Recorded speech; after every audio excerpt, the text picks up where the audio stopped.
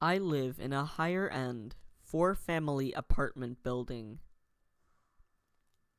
There are 2 units on each side, and a large, common area in the middle that connects to a closed backyard.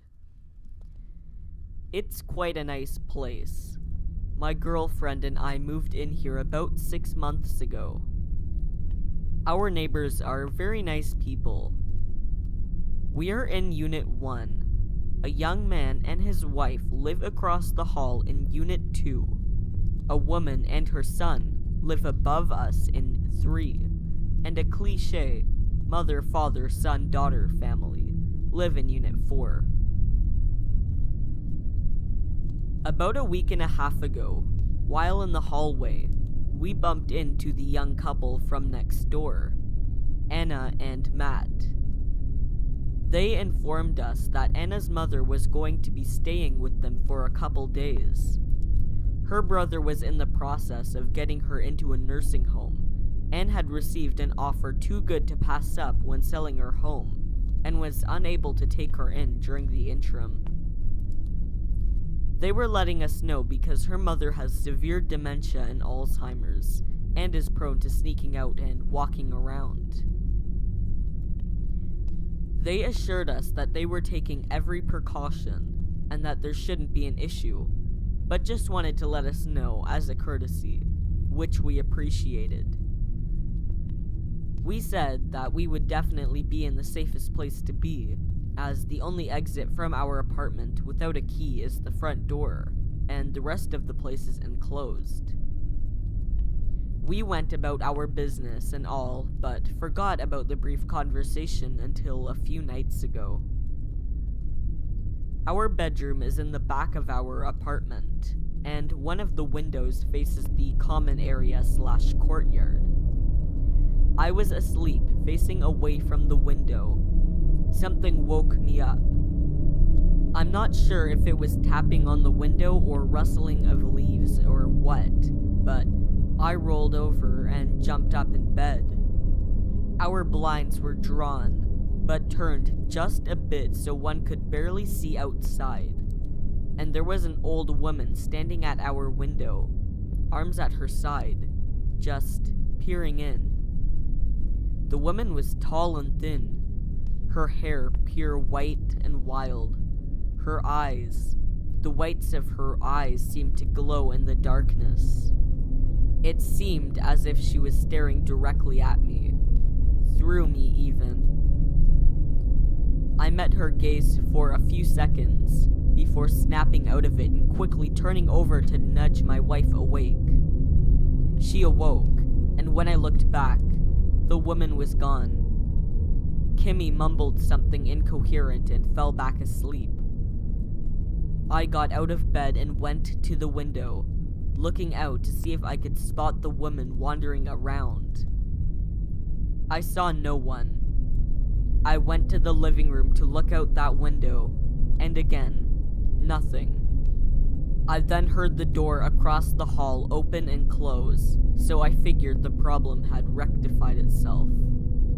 The next day, I happened to see Matt outside and asked if his mother-in-law had made it back inside safely last night, to which he replied, "Yeah, she managed to sneak out for a few seconds, but we got her. Sorry if she was a bother." I said she was no bother, and figured that was the last of it. That night around 3 o'clock a.m., Kimmy woke me and it sounded like someone was in our apartment. I jumped out of bed to go check it out, walking cautiously down the hallway. Before crossing the threshold into the living room, I stopped to listen for anything, maybe get some idea of where the intruder might be. I heard some rustling around towards the kitchen, which is to the left, around the corner. It sounded like drawers were being opened and closed rapidly. I braced myself and turned the corner, flicking the lights on. I looked around, and there was no one there. I looked all over the apartment, and didn't see anyone.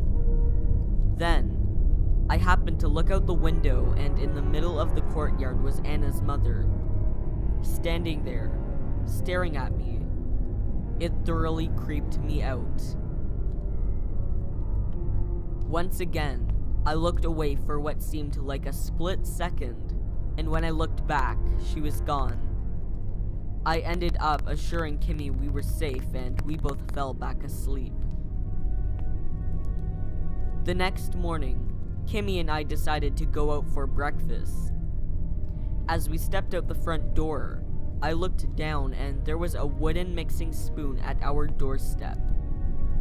It thoroughly freaked me out, but the logical explanation is that Anna's mother had tossed it out their door or something.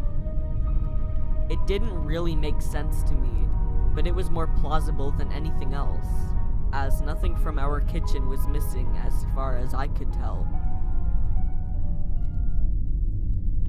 It was after noticing the wooden spoon that we heard Anna and Matt arguing through their door.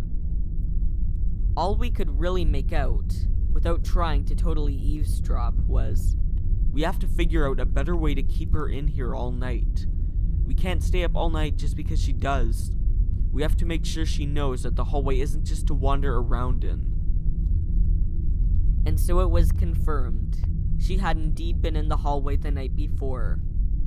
She had probably just ambiguously thought the wooden spoon needed to be placed at our doorstep, and the sound we were hearing were coming from outside our apartment. That night came, and I woke up again. As it was nearly 4 o'clock a.m., it was quite dark in our apartment.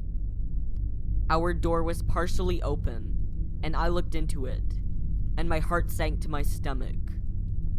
I could have sworn I saw the silhouette of Anna's mother standing at our door.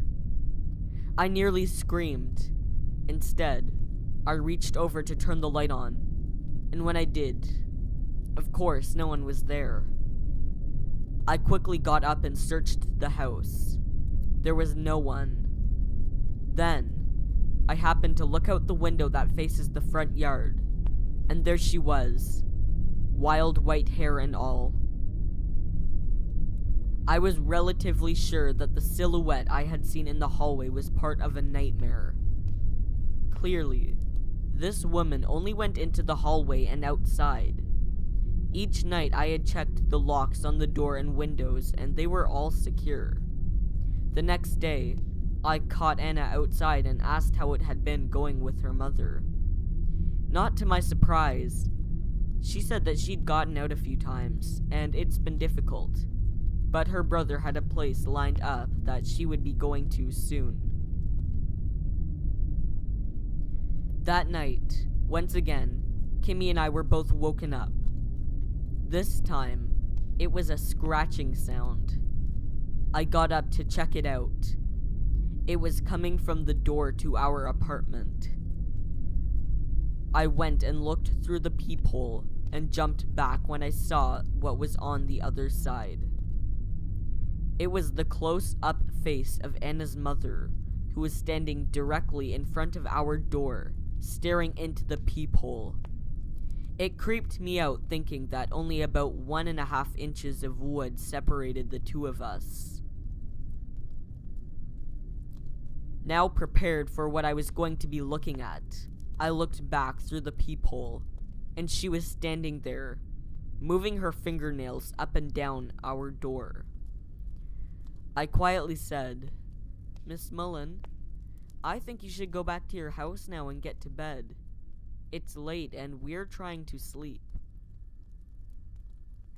To my surprise, she ceased with the scratching and just stood there for a few seconds, staring through the other side of the peephole, and then backed away, but keeping her gaze towards the door. It was like I could feel her looking through me.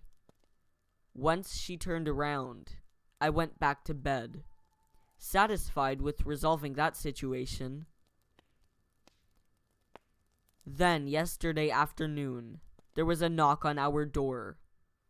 It was Anna and another man I didn't recognize. She introduced him as her brother Alex. They thanked me for being so patient with their mother, who was very sorry if she had caused any disturbance, as they know the stairs in our hallway can be particularly loud at night. I, of course, said it was no problem, even though I'd heard her on the stairs. Even so, they explained that she insisted on giving us some cookies she'd baked. I gladly accepted, and Alex went to get their mother.